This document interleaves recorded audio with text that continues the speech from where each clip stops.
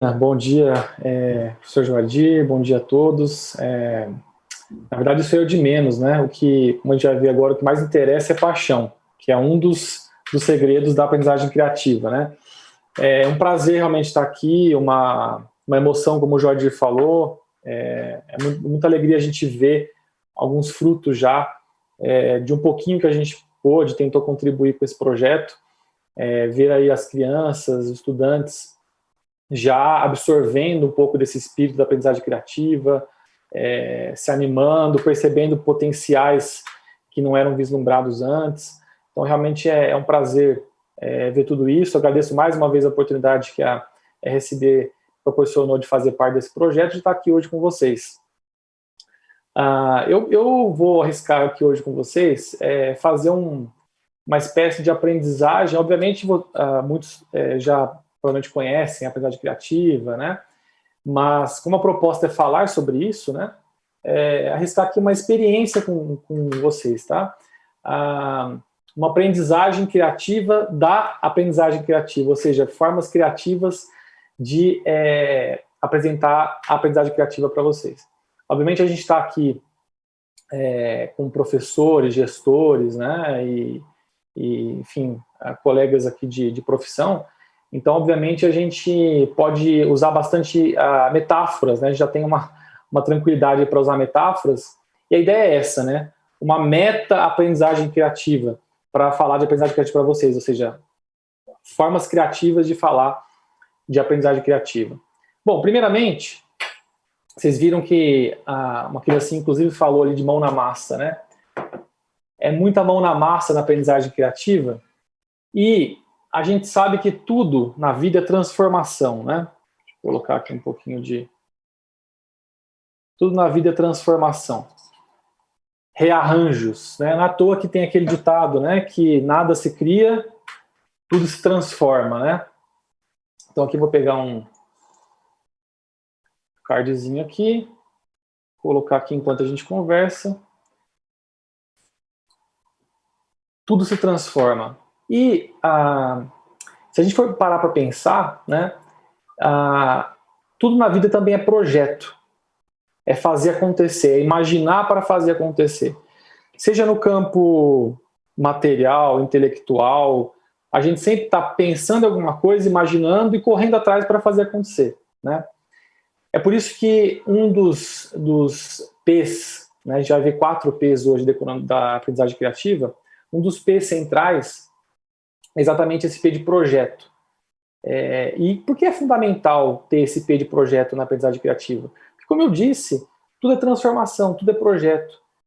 Se a criança, se o estudante começa a interiorizar isso, que há sempre um começo, um meio e um fim, e que ele pode fazer acontecer, que ele pode tirar algo da imaginação e concretizar aquilo, a gente está preparando ele para a vida. A gente está preparando ele para todas as esferas da vida. Aliás, no Sebrae eu tenho coordenado projetos de educação empreendedora e para além de abrir negócio, enfim, que é às vezes a face do Sebrae mais conhecida por todos, né? A gente procura estimular isso, a gente procura estimular projetos de vida, né? Protagonismo, fazer acontecer, que é uma intersecção, obviamente, entre educação empreendedora, nesse sentido mais lato, nesse sentido mais amplo, com aprendizagem criativa, e por isso o P de projeto aqui, né? Vamos ver se já deu aqui, ó. Por exemplo, utilizando materiais aqui, né, de plástico, enfim, eu dar um outro formato, uma outra função, mas criar objetos multifuncionais.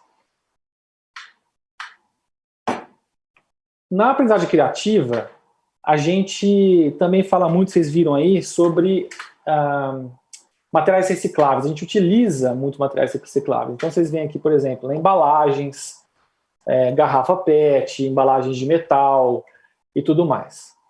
A questão para além, muitas crianças também citaram a sustentabilidade, isso é fundamental no mundo que a gente vive hoje, né? Uma questão realmente muito importante.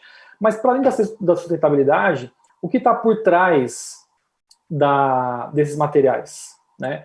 O que eu devo pensar ao planejar uma oficina, uma dinâmica com materiais recicláveis ou com construções envolvendo materiais diversos, né?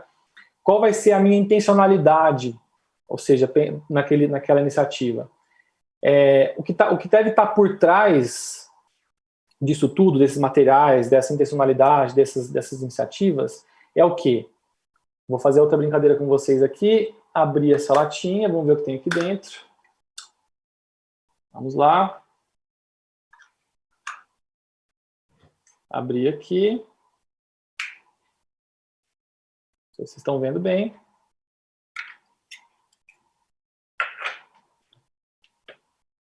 Aqui eu tenho isso aqui.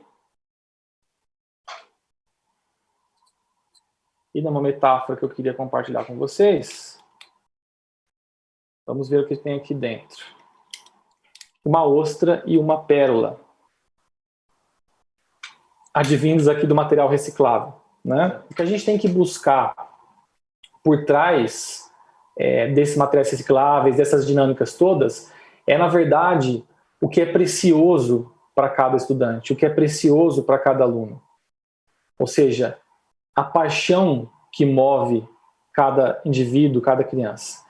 E muitas vezes, principalmente em regiões com carências socioeconômicas e tudo mais, a gente tem às vezes dificuldades de engajamento, de interesse dos alunos. Isso foi muito tratado também durante a nossa capacitação. E o que está por trás, que realmente pode mover tudo isso, né, é a paixão. Então, identificar essa paixão em cada criança, em cada aluno, o interesse maior que eles têm. E a partir desse interesse, a partir dessa paixão, a gente, então, buscar de forma intencional, trabalhar, seja qual for o tema, utilizando esses materiais recicláveis. Ou seja, vamos buscar a pérola do interesse, da paixão de cada estudante por trás do que a gente está fazendo, e não necessariamente, não apenas os materiais pelos materiais, né? Na aprendizagem criativa, a gente também trabalha com sinestesia. Eu não sei se vocês provavelmente já ouviram falar sobre sinestesia. A sinestesia é uma mistura de sentidos, né? Então, por exemplo, às vezes eu utilizo características visuais para falar, por exemplo, de sabor, ou utilizo características de sabor para falar, por exemplo, de algum som, né? Por exemplo, entre tato, uma sinestesia, né? Uma mistura de sentidos aí entre tato e sons. Então, por exemplo, quando eu digo que alguém tem uma voz aveludada, né? Então eu estou misturando isso para sentidos para descrever uma voz diferente, uma percepção que eu tenho daquela voz. E por que eu estou falando isso? Né? Numa aproximação aqui entre analógico e virtual, digital. Vocês veem então, por exemplo, aqui, eu não estou me enxergando aqui, mas vamos lá. Essa figura aqui. Tenho dois nomes aqui. Kai, Kiki, Kiki e Bulba, B-O-U-B-A, Bulba. Aí a pergunta é muito simples. Como é que vocês nomeariam essas figuras aqui? Vocês nomeariam Kiki e Bulba, ou Bulba e Kiki? Essa primeira, é a Kiki ou é a Bulba? O pessoal está colocando no chat aqui que chamaria, quando você perguntou de Kiki, eles indicaram a estrela. Alguém falou diferente até agora aí? Não. Batata, né? É sempre 100%. E é curioso, né? Esse é um experimento do início do século XX, que é um exemplo de sinestesia. Por que eu associo uma imagem pontiaguda com quinas abruptas à palavra Kiki? Parece que Kiki me soa agudo, me soa pontiagudo. E Buba me soa mais arredondado, mais cheio. Ou seja, eu estou dizendo que há fonemas que têm imagem, ou há imagens que têm uma cara de um fonema específico. Isso é sinestesia. E por que eu estou falando isso? Estou falando isso porque uma coisa central também na aprendizagem criativa é essa sinestesia entre o tato, entre usar as mãos com o raciocínio, com os insights, com as ideias, com a criatividade. Isso é muito interessante porque não é só o aspecto lúdico, que às vezes é mais identificado na hora, o aspecto de brincar, o aspecto de se divertir, mas é muito importante perceber que no decorrer desse botar a mão na massa, no decorrer de usar as mãos para construir o brinquedo, para prototipar o brinquedo, a gente chama, né, ou seja, para testar o brinquedo ali em roda com os coleguinhas e tudo mais, nesse processo, e tendo em mente o desafio que me foi dado, o projeto no qual eu estou inserido, eu estou pensando com as mãos. Aliás, é muito interessante a gente notar que em diversos idiomas, olha que interessante isso, em diversos idiomas, a raiz da palavra mão é a mesma raiz da palavra mente. Ou seja, reforçando esse potencial de pensar com as mãos. Think with your hands é inclusive o mantra do Lego Serious Play, que é uma metodologia que a gente usa na linha da aprendizagem criativa, mas para adultos, para a vida toda, né? Então, mais do que o lúdico, na aprendizagem criativa, a gente pensa brincando. O outro P, o terceiro P, pensar brincando. E aí, eu gosto muito dessa expressão pensar brincando, porque apesar de ela ter sido apenas uma adaptação para a língua portuguesa do P original do inglês, e aqui já aproveito para comentar com quem não sabia, né, que essa abordagem, digamos assim, da aprendizagem criativa, ela vem do MIT, né, um grande centro de inovação, uma grande universidade norte-americana, e um professor, Mitchell Resnick, num laboratório do MIT, ele, claro, com diversos conceitos e estudiosos e teóricos anteriores, originou essa abordagem de aprendizagem criativa. E aí, no inglês, a gente tem o play, né? O terceiro P seria o play, de brincar. Para adaptar para a língua portuguesa, para a gente manter o P no início da frase, a gente colocou, então, se colocou pensar brincando. Mas por que eu gosto disso? Porque nessa tentativa de manter o P, para mim, pessoalmente, e a partir do que eu estou dizendo aqui para vocês, ficou ainda melhor do que play. Por quê? Porque eu trago essa história do pensar brincando. Pensar brincando não apenas pela ludicidade envolvida, mas pensar brincando porque realmente é possível pensarmos com as mãos. Tá claro? E por fim, na aprendizagem criativa, a gente também trabalha muito o coletivo, né? Trouxe aqui para vocês novamente um copo d'água e aqui com algumas adaptações de programação, que é outra, alguém citou o Scratch lá, né? No vídeo. Temos aqui, acho que vocês estão vendo bem, né? Um conector de garra jacaré, e aí eu conectaria esse conector aqui e a outra ponta eu colocaria aqui nesse condutor, que no caso é a água. Eu poderia, por exemplo, acionar aqui com vocês um joinha aqui que eu daria no próprio Zoom. E por que eu trouxe esse conector aqui, demonstrando um pouquinho na prática também essa união da eletrônica com o analógico e essas experiências todas que a aprendizagem criativa traz? Por quê? Porque o outro P é o P de pares.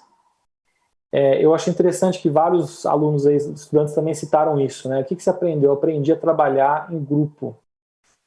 Gente, uma das coisas fundamentais, né, seja na vida profissional, seja na vida pessoal, como eu coloquei no início, em todas as esferas da vida, é justamente trabalhar em grupo.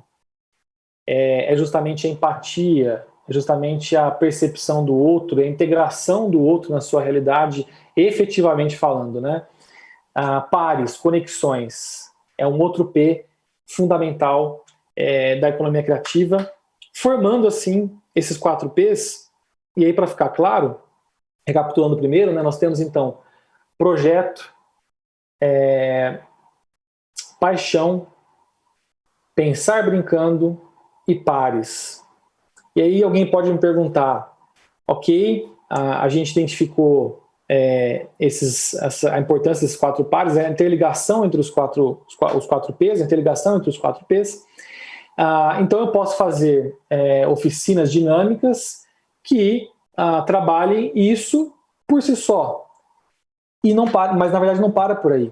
Obviamente eu posso ter um projeto sem nenhuma disciplina propriamente dita da grade educacional, né, aqui posta nisso. Eu posso simplesmente trabalhar uma intencionalidade para um aspecto mais genérico de educação e utilizar os 4 P's, mas o mais interessante é que eu posso levar esses 4 P's e levar a aprendizagem criativa para todas as disciplinas. Então não é só um momento isolado, uma oficina isolada, uma iniciativa, uma brincadeira isolada que eu posso ter.